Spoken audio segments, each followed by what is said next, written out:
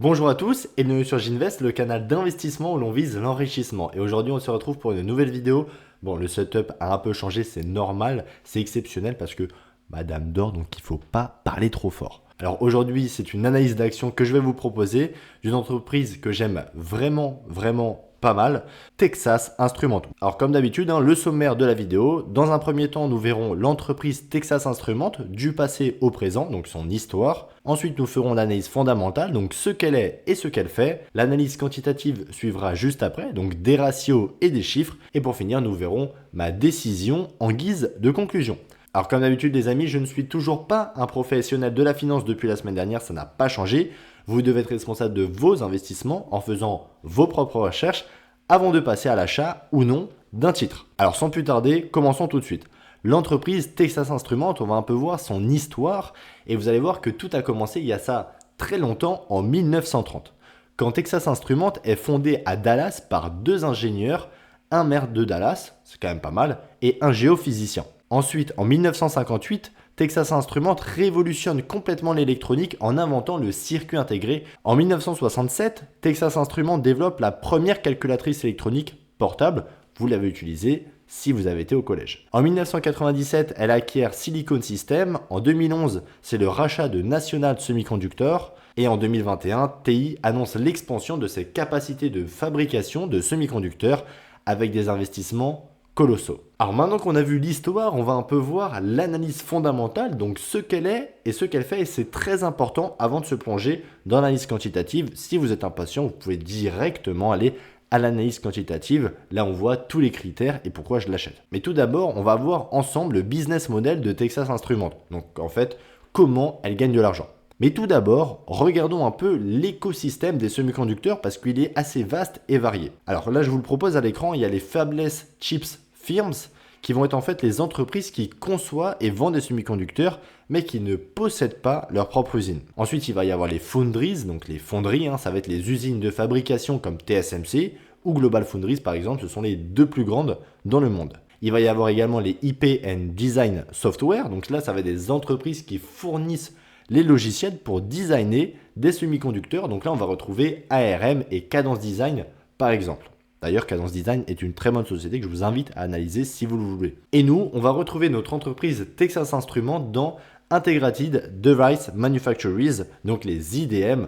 Pour faire simple, les IDM, qu'est-ce que c'est ? Ils vont s'occuper de l'ensemble du processus, de la conception, la fabrication, l'assemblage, le test des puces électroniques et pour finir, la vente. Donc on voit que son business model est quand même assez simple à comprendre. Alors maintenant qu'on a vu le business model un peu de Texas Instruments, on va voir les ventes par activité. Tout d'abord, il y a l'analogue, donc l'analogique qui va représenter 74% du chiffre d'affaires en 2023 et qui a généré 13 milliards de dollars, un peu plus de 13 milliards même. Donc dans le segment analogue, on va représenter les semi-conducteurs analogiques qui vont servir à transformer les signaux du monde réel, donc le son, la température et les images, en les conditionnant, les amplifiant et souvent en les convertissant en données numériques. Il génère aussi l'énergie dans les équipements électroniques en convertissant, distribuant, stockant, déchargeant, isolant et mesurant l'énergie électrique, que l'équipement soit branché à une prise ou par exemple à une batterie. La deuxième activité de Texas Instruments, ça va être l'embedded purchasing, donc les traitements intégrés. Ça va être 3,37 milliards de dollars en 2023 et ça représente 19% de son chiffre d'affaires. Donc là, on le retrouve en deuxième position. Les produits de traitement embarqués sont les cerveaux numériques, des équipements électroniques car ils servent à accomplir des tâches spécifiques selon les produits dans lesquels ils sont installés.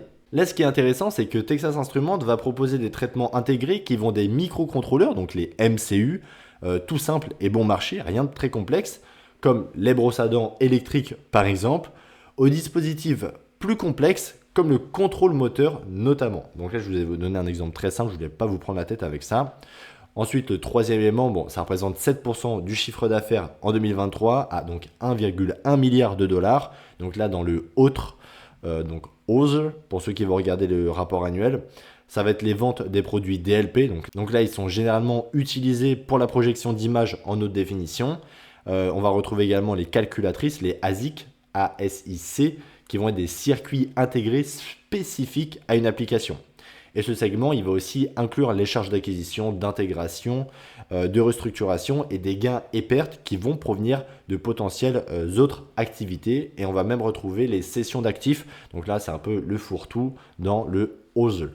Alors maintenant qu'on a vu les ventes par activité, on va voir les 6 marchés finaux de TI. Vous le savez, Texas Instruments s'occupe de tout, mais ils vont vendre à la fin forcément à des activités bien spécifiques. Et en première activité, on va retrouver le secteur industriel. Donc c'est le premier marché final de TI avec 40% du chiffre d'affaires. Là, on va retrouver les secteurs de l'automatisation et contrôle des usines, de l'infrastructure de réseau électrique, du médical, de l'aérospatial et de la défense, de la distribution d'énergie, par exemple. Donc vous voyez, ça touche vraiment à des choses très très vastes. Ensuite, on va retrouver l'automobile à 34% du chiffre d'affaires. Donc les semi-conducteurs seront utilisés pour les systèmes hybrides, électriques et de propulsion, donc tout type de véhicules, et les systèmes avancés d'aide à la conduite, donc les nouvelles Tesla par exemple. En troisième marché final, on va retrouver l'électrique personnel, donc qui va représenter 15% du chiffre d'affaires.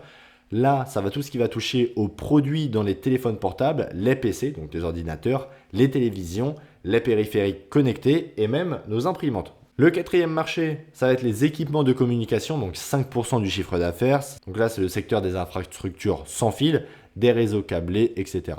En cinquième position, donc l'avant-dernière position, on va retrouver les systèmes d'entreprise à 4% du chiffre d'affaires. Donc là, c'est tout ce qui touche au data center et à l'informatique d'entreprise. Et le dernier marché final, à 2% du chiffre d'affaires, c'est le autre. Et là, on va retrouver les fameuses calculatrices Texas Instruments. Alors voyons un peu maintenant les ventes par région. Donc là, il y a 33% qui va être généré en Amérique, 26,5% en Europe, Moyen-Orient, Afrique, ils ont tout mis dans le même endroit, 19% en Chine, le Japon va générer 10%, l'Asie 10% également, et les autres pays 1,5%. Donc là, on voit qu'il y a quand même une bonne répartition géographique. Texas Instruments n'est pas que segmenté à une petite partie du monde. Bon, je vous l'ai proposé déjà dans la vidéo de Evolution AB, que je vous intéresse à aller voir si vous le souhaitez. J'en ai fait une analyse d'action, mais on avait passé avec Hugo de la chaîne IQ Invest, dans lequel on anime le podcast Le CAF Rentable, que je vous invite également à aller consulter. C'est très intéressant, sans nous jeter des fleurs, mais c'est quand même assez sympa. D'ailleurs, c'est juste ici où ça se tourne. C'est le modèle SWOT. Donc on va commencer tout de suite. Je vous ai proposé 3 forces. 3 forces, il y aura 3 faiblesses, 3 opportunités et 3 menaces. Sans le savoir, 3 x 4. C'est parti pour les forces de Texas Instruments. Première force, la verticalité.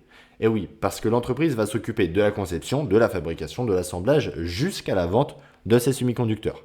Et le fait de contrôler la chaîne d'approvisionnement, la supply chain pour les Anglais, ça va lui permettre d'investir en R&D, donc en recherche et développement, et de produire ses puces de façon plus efficiente selon le secteur le plus demandeur, par exemple. La deuxième force, ça va être sa bonne diversification. Texas Instruments, c'est 6 marchés finaux différents. Bon, il y a une prédominance dans le secteur industriel et automobile qui représente à eux deux 74% du chiffre d'affaires. Mais c'est pas tout, il y a un catalogue avec plus de 80 000 produits disponibles et environ 600 ajoutés chaque année. TI, c'est aussi plus de 100 000 clients. Et là, il y a un très bon point à prendre en compte. C'est que sur ces 100 000 clients, il y a 40% des revenus qui ne proviennent pas du top 100 clients. Et là, c'est excellent. Pourquoi ? Parce que c'est-à-dire que son chiffre d'affaires ne dépend pas d'une poignée de clients, contrairement à certains concurrents directs de Texas Instruments comme Qualcomm et Broadcom, qui sont pieds et mains liés à Apple, même s'ils sont de très bonnes entreprises, elles sont quand même très dépendante à une seule, voire 2 entreprises. Et ensuite, l'entreprise est également bien diversifiée au niveau géographique, on l'a vu avec des clients partout dans le monde et des sites de production en Europe, en Asie et forcément en Amérique.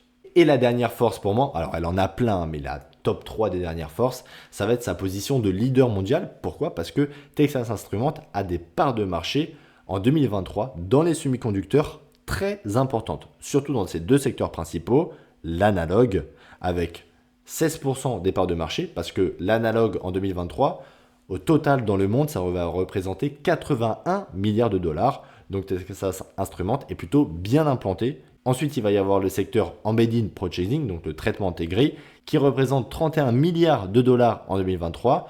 Et ici, notre entreprise a 11% des parts de marché. Donc rien à envier à ses concurrents. On a vu les forces, vous le savez, il y a toujours des faiblesses dans l'entreprise. Tout d'abord, Texas Instruments a un business qui est cyclique. Par exemple, 34% de son chiffre d'affaires va dépendre indirectement du marché automobile.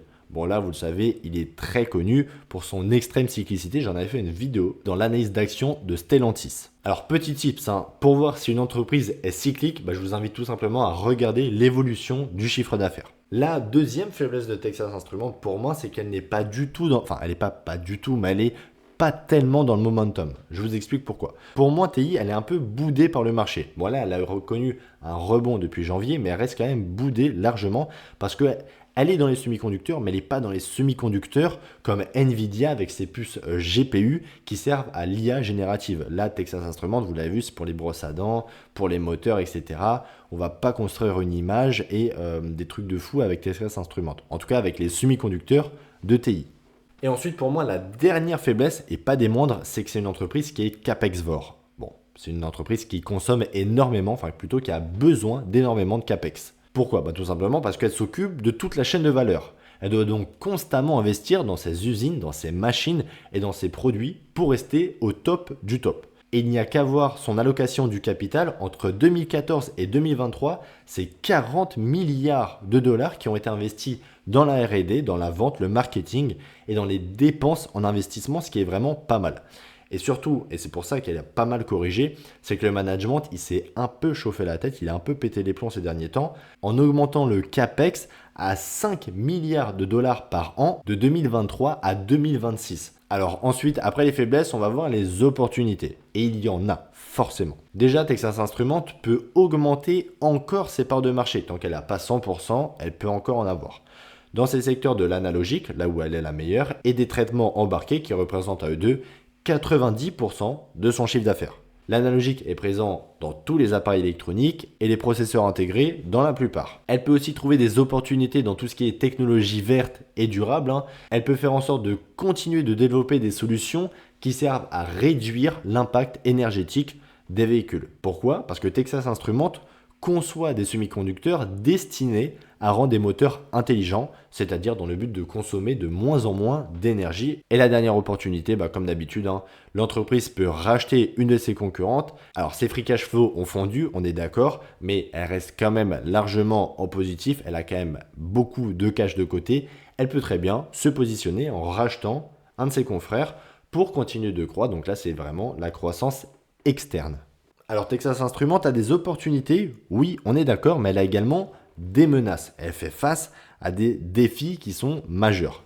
Déjà, elle évolue dans un secteur très compétitif. L'industrie des semi-conducteurs est extrêmement concurrentielle, avec des acteurs majeurs, on peut retrouver Intel, AMD et Qualcomm. Pour vous donner un exemple très simple, la Chine réorganise complètement son industrie nationale des semi-conducteurs par des changements politiques majeurs, notamment en taxant les puces étrangers avec des frais de douane qui augmentent sans cesse et en proposant des crédits d'impôt aux sociétés chinoises. Ce qui peut entraîner une concurrence qui est déloyale. Et la dernière menace pour moi, c'est la supply chain et donc la chaîne d'approvisionnement. TI, elle est dépendante de ses fournisseurs, elle ne construit pas les minerais pour faire elle n'extrait pas les minerais pour faire ses puces, ce qui peut entraîner notamment des risques d'approvisionnement en biens et services. Alors les amis, maintenant on va voir les avantages concurrentiels. Vous le savez, je n'investis pas dans des entreprises qui n'ont pas de moat. Et là on n'est pas déçu parce qu'on va avoir 3 avantages compétitifs qui sont assez élevés et assez puissants. Déjà, il va y avoir des barrières à l'entrée. On le sait, TI c'est un spécialiste des semi-conducteurs qui servent à l'analogique et au traitement intégré. Pour un nouvel entrant ou un acteur déjà en place, ça serait compliqué de venir concurrencer le portefeuille de TI et sa position qui est dominante sur le marché, et ça depuis très longtemps. Il faudrait des investissements qui sont colossaux et des meilleures technologies que Texas Instruments. Le deuxième avantage compétitif pour moi, ça va être les actifs intangibles. Parce que la société dépose de nombreux brevets et a des secrets commerciaux bien gardés. Pour vous donner un exemple très simple et très intéressant, un peu pointu, mais écoutez bien. Texas Instruments, son avantage de fabrication le plus connu va être sa puce 300 mm qui lui coûte 40% moins cher à produire que les puces 200 mm. Les puces 200 mm sont utilisées par la plupart de ses concurrents. Et le dernier avantage compétitif, ça va être les coûts de changement. le fameux switching cost. Les clients des secteurs de l'automobile et de l'industrie, qui représentent 3/4 du chiffre d'affaires, auront tendance à rester très fidèles. Il y a très peu de chances qu'ils choisissent une autre puce analogique ou un autre MCU concurrente afin d'économiser quelques centimes sur le coût d'un équipement qui valent des dizaines de milliers d'euros. Forcément, ils ne vont pas essayer de grappiller 20 centimes par puce pour en fait la dernière Peugeot 208 qui va coûter 15 000 euros en LOA++. Le fait de changer de puce, ça va entraîner des coûts qui peuvent être élevés pour la reconception, le retest des nouveaux produits. Les ingénieurs doivent aussi se reformer sur les nouveaux processeurs et forcément, si la nouvelle puce ne fonctionne pas, ça peut arriver, ça coûtera beaucoup plus cher à l'entreprise en termes de prix ou réputation, le fait de rappeler ces véhicules dans les usines. Alors maintenant qu'on a vu ensemble les avantages compétitifs de Texas Instruments, on va un peu se pencher sur le management, donc qui est-ce qui dirige et qui est-ce qui gère un peu la société. On va retrouver monsieur Aviv Ilian qui est PDG depuis 2023. Alors ça fait pas depuis longtemps, mais ça fait depuis plus de 20 ans qu'il bosse chez Texas Instruments, donc il est quand même plutôt bien intégré à l'entreprise et à sa philosophie. Alors concernant l'actionnariat, là il y a beaucoup d'institutionnels, Vanguard, State Street, BlackRock, mais il y a une autodétention parce que TI détient 47% du capital, donc quasiment la moitié des actions, ce qui est un très bon point. Alors les amis, maintenant qu'on a vu l'analyse fondamentale, on va se pencher sur l'analyse quantitative des ratios et des chiffres. Alors comme d'habitude les amis, on se retrouve sur l'application EQ Invest pour faire notre analyse quantitative. Vous allez voir, il y a pas mal de nouvelles fonctionnalités. Il y a quasiment toutes les données nécessaires pour faire nos analyses quantitatives au top du top. Vous pouvez encore profiter de 10% de réduction sur vos abonnements annuels et mensuels. Donc profitez-en. Après tout, soyons fous. Donc Texas Instruments, 201 $ en ce moment, le price. Donc l'évolution du cours de l'action, on voit, elle est quand même un peu en dents de scie depuis 5 ans. Le prix juste, ne prêtez pas attention au prix juste, je ne suis pas d'accord et je vais vous le prouver. Le CAGR, on est à 17% de CAGR contre 15, donc on est mieux. Et on a une linéarité un peu inférieure, là à 0,83 contre 0,87 pour le S&P. C'est quasiment pareil, on va pas se mentir. La note quantitative, on est à 12/20, donc c'est une entreprise de qualité, on est d'accord. Le ROIC est très bon sur 10 ans, on le voit, 38,5%. Franchement, ça fait du bien. Le ROCE sur 10 ans, 38% également. Le ROE, celui que j'aime beaucoup comme critère, 48%. C'est pas mal, c'est pas mal. La marge brute, 61%. Là, c'est une très bonne nouvelle. Voilà, tout ça pour dire que je vous invite vraiment à regarder les marges nettes d'une entreprise pour voir si elle a un avantage compétitif. Une marge nette qui stagne, c'est bon signe, du moment qu'elle soit élevée forcément. Et si elle augmente, c'est génial, ça veut dire qu'elle a un pricing power, qu'elle peut augmenter ses prix, qu'elle est de plus en plus efficiente sans rogner son chiffre d'affaires, ce qui est un très bon point. Là, la marge free cash flow, ça tabasse, on est à 5,59%, c'est vraiment pas bon. Et le CAPEX, 85% de CAPEX, c'est énorme, mais c'est normal, comme je vous l'ai expliqué juste avant. La croissance du chiffre d'affaires sur un an, on n'est pas dans le momentum, nous sommes d'accord. Sur 10 ans, on est à 6,4%, donc on va dire qu'elle n'est pas non plus dans les heures de gloire en ce moment. Et la prédictibilité, 91%, ça fait quand même une bonne prédictibilité, on est d'accord. Les dividendes, on va voir ça juste après, mais vous allez voir, c'est plutôt pas mal.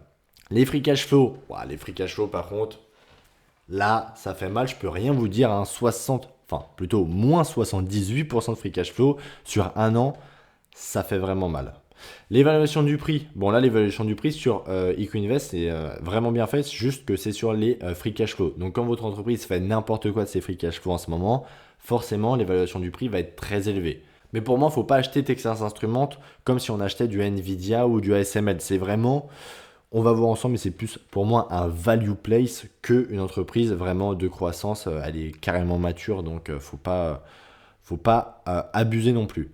Assez parlé des ratios, on va voir un peu quantitativement parlant ce qu'elle dégage. Donc là, le revenu, vous voyez, on est quand même en dents de scie depuis 2014.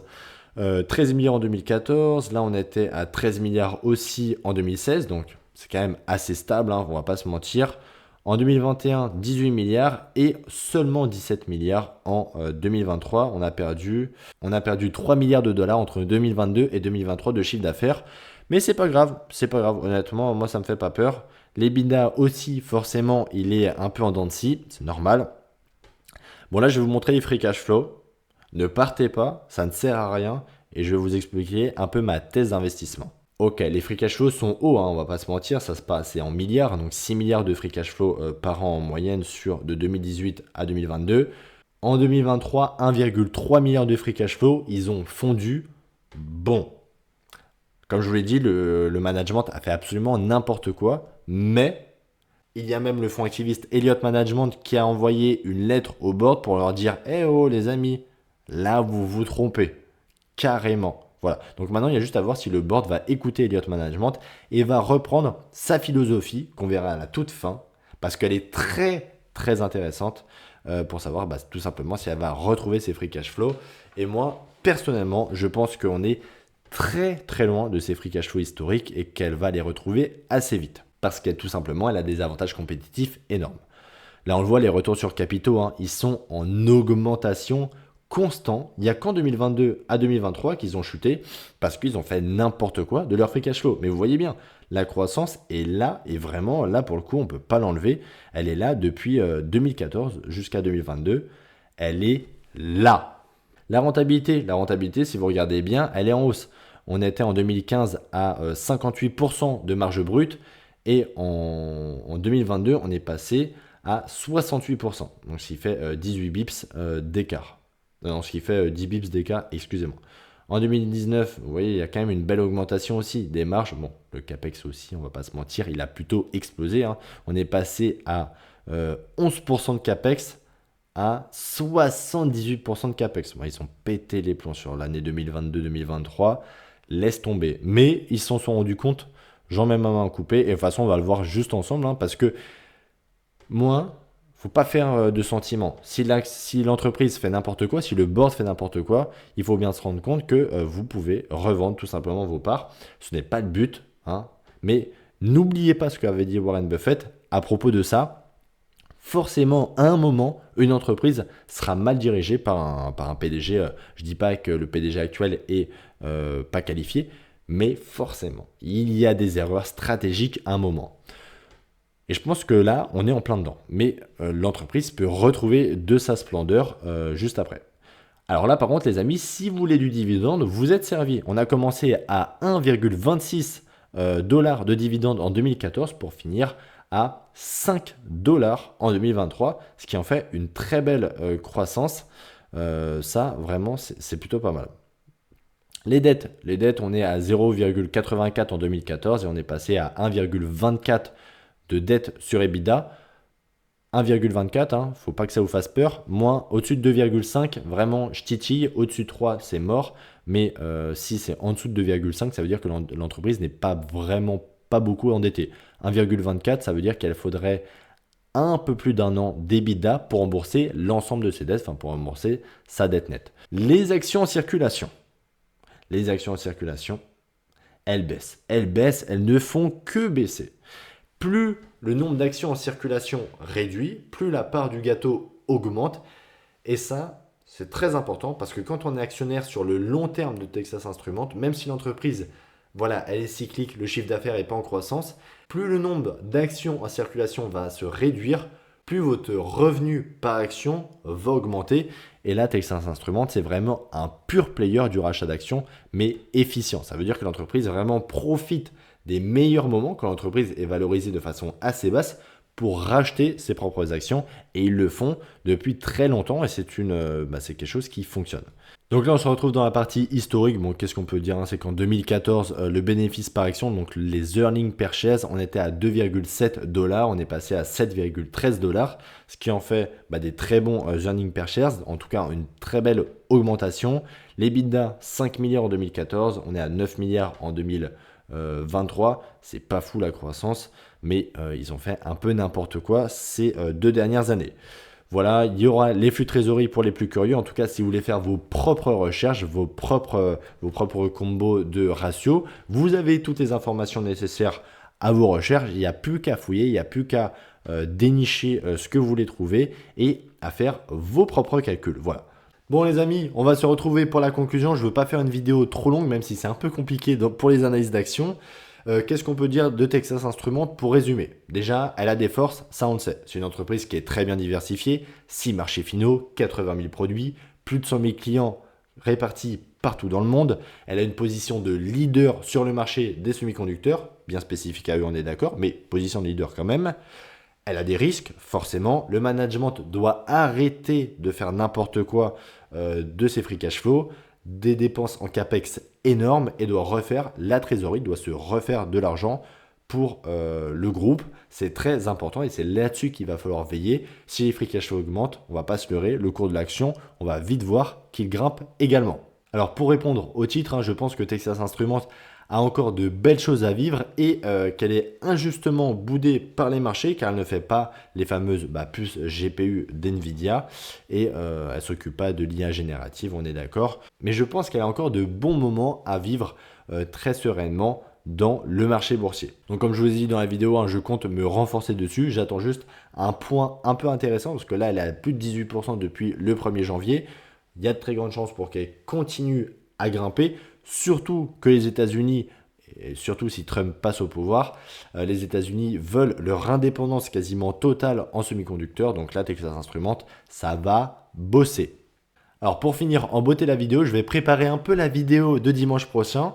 Ça va être sur la thèse d'investissement, la vision de Texas Instruments. C'est une entreprise que j'adore et on va en reparler dans une deuxième vidéo dimanche prochain. Et c'est Rick Templeton, président du conseil d'administration de Texas Instruments, il y a de ça des années en arrière, qui avait dit que la meilleure mesure pour juger la performance d'une entreprise au fil du temps est la croissance du flux de trésorerie disponible par exemple, donc la croissance des free cash flow.